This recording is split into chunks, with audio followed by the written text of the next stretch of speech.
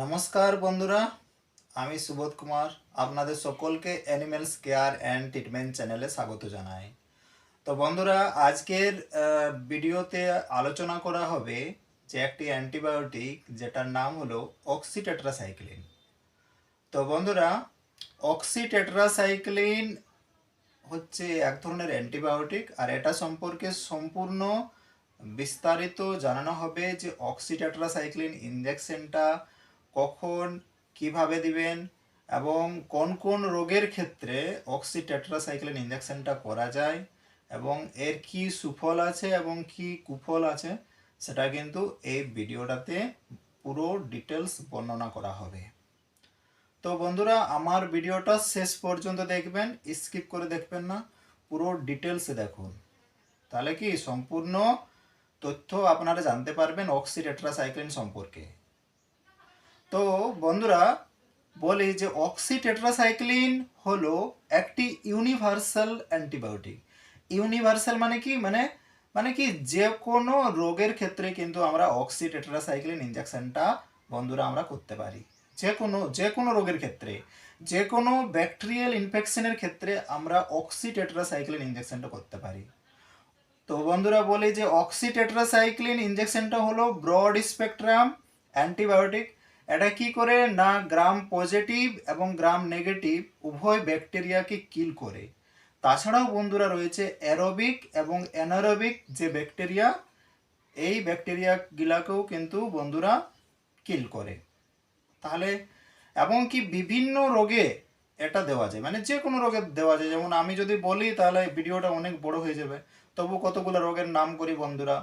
যেমন যেসব রোগে এটা ইউজ করা যায়, যেমন গরুর বা কাড়া বা ছাগলের যদি জ্বর হয়, ফিভার হয়, সেক্ষেত্রে কিন্তু আমরা অক্সিটেট্রাসাইক্লিন ইনজেকশনটা করতে পারি। কি প্রোটোজুয়াল ইনফেকশন, প্রোটোজুয়াল ইনফেকশনেও কিন্তু বন্ধুরা অক্সিটেট্রাসাইক্লিন ইনজেকশনটা করা যায়।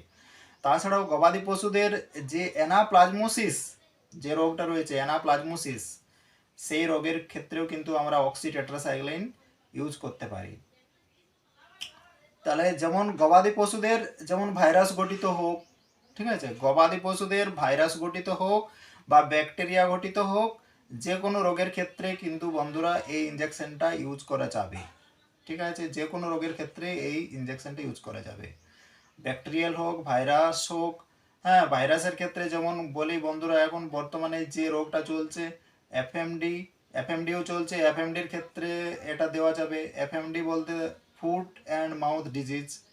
হ্যাঁ, মানে এফএমডিতে কিন্তু বন্ধুরা যদি এটা দেওয়া হয় এর খুবই ইফেক্ট রয়েছে, আর আমি এটা প্র্যাকটিক্যালি দেখেওছি, খুব ভালো রেজাল্ট আছে। আর বন্ধুরা যেমন LSD, lumpy skin disease, lumpy skin ডিজিজেও কিন্তু এর খুব ভালো রেজাল্ট আছে।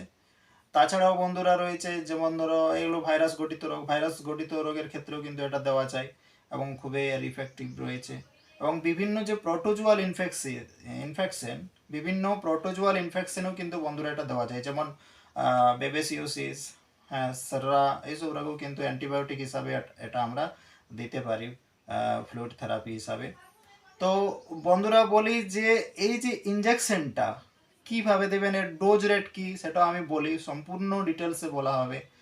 তো বন্ধুরা, এটা বাজারে দুটো ফর্মে পাওয়া যায়, অক্সিটেট্রাসাইক্লিন ইনজেকশনটা দুটো ফর্মে পাওয়া যায়। একটা হচ্ছে যে 50 mg/ml, ঠিক আছে, মানে 50 mg ইচ ml কন্টেন্ট রয়েছে, মানে 1 ml এ 50 mg রয়েছে বন্ধুরা। আর আরেকটা রয়েছে বন্ধুরা, যেটা হচ্ছে ইচ ml, মানে প্রত্যেক ml এ 200 mg, যেটাকে আমরা অক্সিটেট্রাসাইক্লিন এলে বলি। তো আজকে যেটা আমি বলবো যে অ্যান্টিবায়োটিক, সেটা হচ্ছে সিম্পল অ্যান্টিবায়োটিক অক্সিটেট্রাসাইক্লিন। তো যেটা ইচ ml, মানে প্রত্যেক ml এ 50 mg রয়েছে বন্ধুরা। ডোজ রেট হচ্ছে যে কোনো অ্যানিমেলের ক্ষেত্রে কিন্তু 5 থেকে 10 mg পার কেজি বডি ওয়েট, অর্থাৎ একটি 10 কেজির ছাগলকে আপনারা 1 ml অক্সিটেট্রাসাইক্লিন ইনজেকশন করতে হবে। যদি কন্ডিশন বেশি খারাপ হয়ে যায় তাহলে 2 ml ইনজেকশন করতে হবে বন্ধুরা। তো এটা হচ্ছে ডোজ রেট। মনে করো কোনো ছাগলের যদি 50 কেজি বডি ওয়েট হয় তাহলে ক এমএল দিবেন? 5 ml দিবেন। যদি 30 কেজি হয় তাহলে 3 ml দিবেন। ঠিক আছে। এবং লার্জ অ্যানিমেলের ডোজ রেট বলি, লার্জ অ্যানিমেল যেমন গরু, মোষ, এদের ক্ষেত্রে কিন্তু এর ডোজ রেট রয়েছে ওই সেম ডোজ 5 থেকে 10 mg পার কেজি বডি ওয়েট।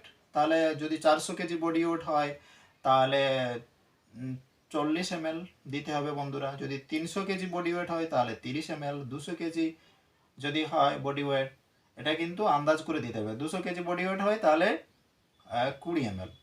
এইভাবে ডোজ ক্যালকুলেশন করে নেবেন বন্ধুরা। আর অক্সিটেট্রাসাইক্লিন ইনজেকশনটা হচ্ছে ইউনিভার্সাল অ্যান্টিবায়োটিক, এটা যে কোনো রোগেই দেওয়া যায়, যে কোনো রোগে দেওয়া যায়। ঠিক আছে বন্ধুরা। এবং এটা কি কি রুটে দেওয়া যায়?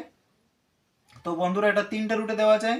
যেমন এটা ইন্টারমাসকুলার ইনজেকশন করা যায়। ইন্টারমাসকুলার মানে কি? মানে যেটা মাংসপেশিতে যেটা যে ইনজেকশনটা করা হয় সেটা হচ্ছে আইএম, ইন্টারমাসকুলার করা যায়। এবং তাছাড়া সাবকিউটেনিয়াস করা যায়, মানে চামড়াকে টেনে নিয়ে যে ইনজেকশনটা করা হয় সাবকাট, সাবকাট করা যায়। তাছাড়াও বন্ধুরা এটা আইভিও করা যায়, আইভি।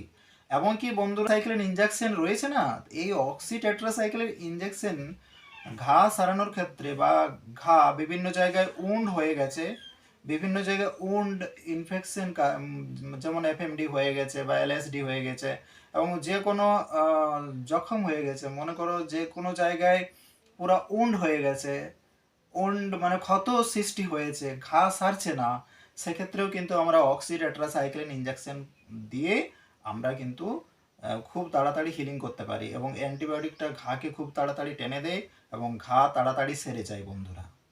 তো বলি বন্ধুরা যে এই যে অক্সিটেট্রাসাইক্লিন যে ইনজেকশনটা রয়েছে, এই ইনজেকশনটা কিন্তু বিভিন্ন স্যালাইনের মাধ্যমেও বা ড্রিপসের মাধ্যমেও কিন্তু আমরা এটা প্রয়োগ করতে পারি।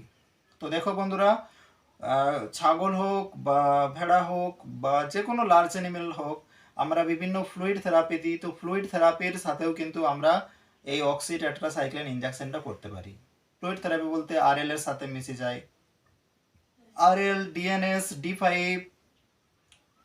হ্যাঁ, রিনটোজ, এন্টালাইট, এইসব যে স্যালাইন রয়েছে, এই স্যালাইনের সাথেও কিন্তু বন্ধুরা এটা আপনারা দিতে পারবেন অক্সিটেট্রাসাইক্লিন ইনজেকশনটা।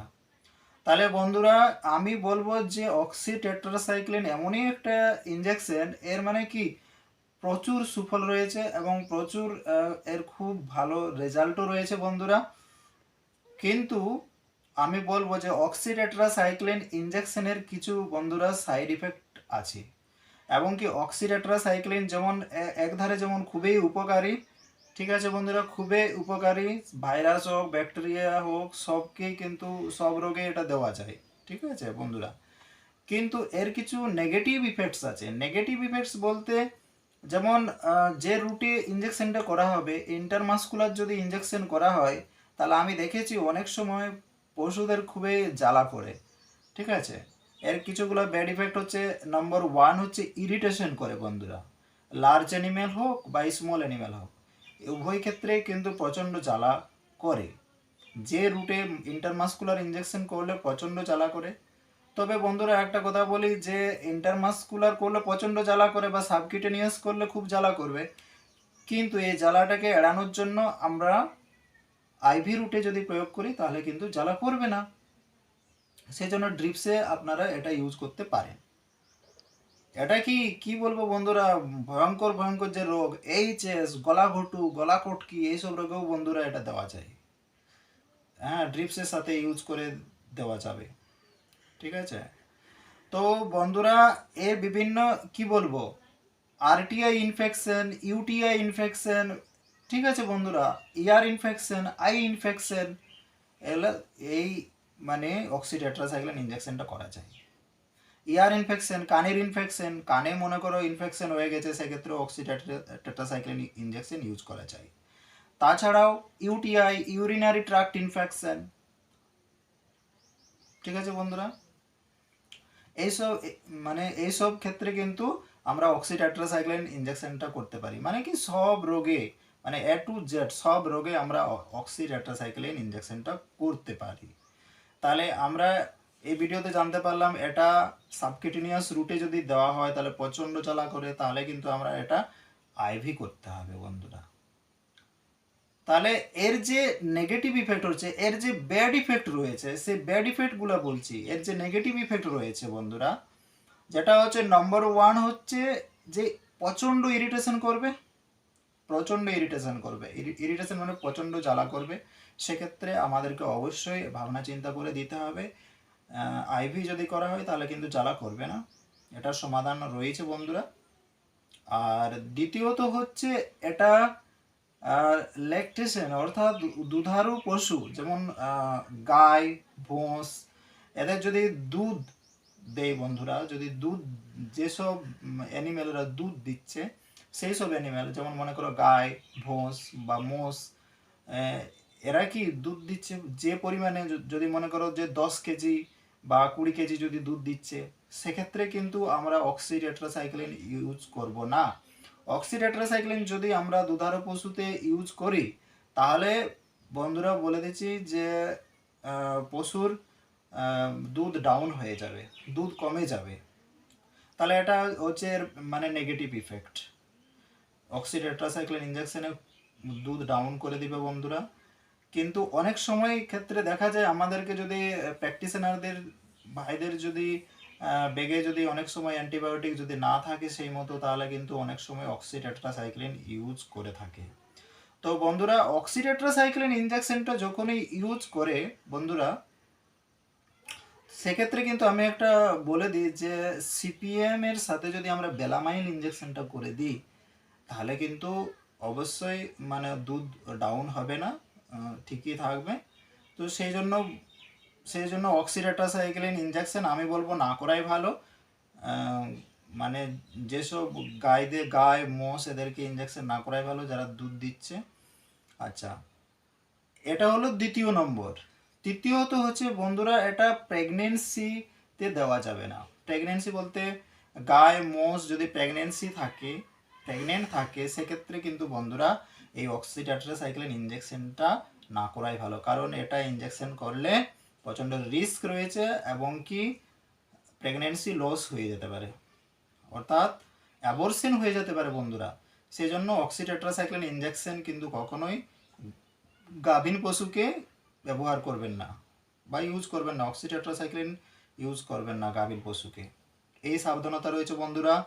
তো এখন আবার যেটা বলি যে অক্সিটেট্রাসাইক্লিন ইঞ্জেকশনটা কিভাবে স্টোরেজ করবেন। তো বন্ধুরা বলি যে অক্সিটেট্রাসাইক্লিন ইঞ্জেকশনটা রুম টেম্পারেচারে রাখবেন, মানে কি বলবো, মানে 30 ডিগ্রি সেন্টিগ্রেডের মধ্যে রাখতে হবে, ঠিক আছে বন্ধুরা। কিন্তু রোদে এটা কখনোই রাখা চলবে না, এবং কি বন্ধুরা বলি যে এটা ফ্রিজেও রাখা চলবে না, রুম টেম্পারেচারে এটা স্টোর করে রাখতে হবে, তাহলে এর রেজাল্ট খুব ভালো পাওয়া যাবে।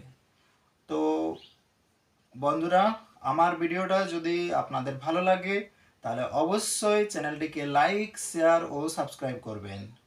ধন্যবাদ।